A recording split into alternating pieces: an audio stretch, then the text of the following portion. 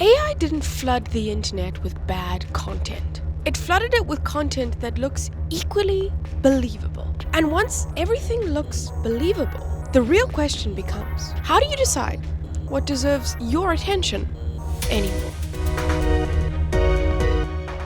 This week, Merriam Webster highlighted the word of the year 2025 as slop. And this is their interpretation of the word that defines the year. And they're using it to describe the growing volume of AI-generated content online. Articles, summaries, posts, videos, produced quickly and at scale.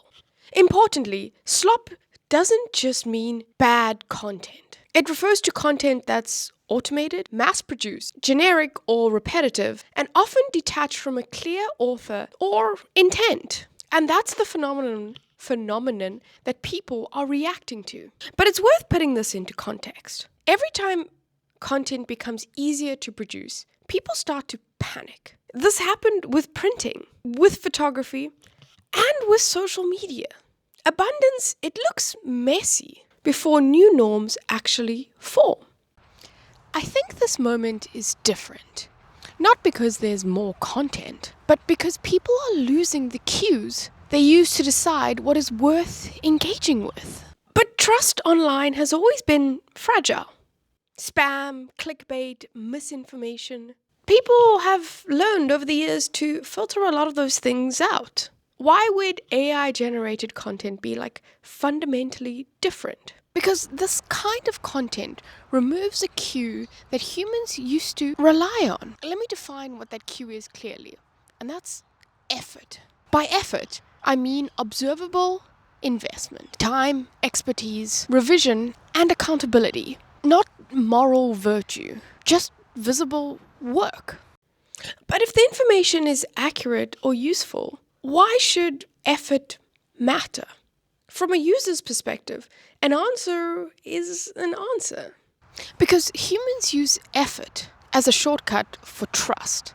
We see signs of effort, and we infer that somebody checked their work, somebody understands the topic, and someone is responsible for the outcome. AI-generated slop removes all of that information. But relying on effort is inefficient.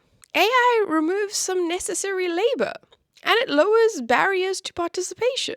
More people can publish, explain, and contribute. And that's usually considered progress. So I'm not arguing against access or automation. I'm pointing out a mismatch. We've automated production, but we haven't automated evaluation. Humans still have to decide what's worth their attention. And now they have less information to do that efficiently.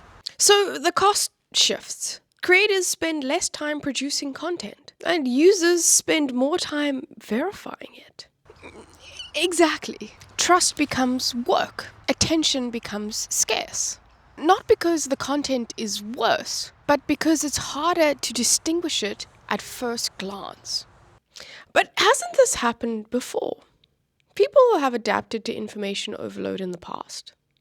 Previously, low-quality content was easier to identify. It contradicted itself. It lacked coherence. It just looked unfinished. And a lot of slop these days, it doesn't. And that's the change. So the internet still functions. Content keeps flowing.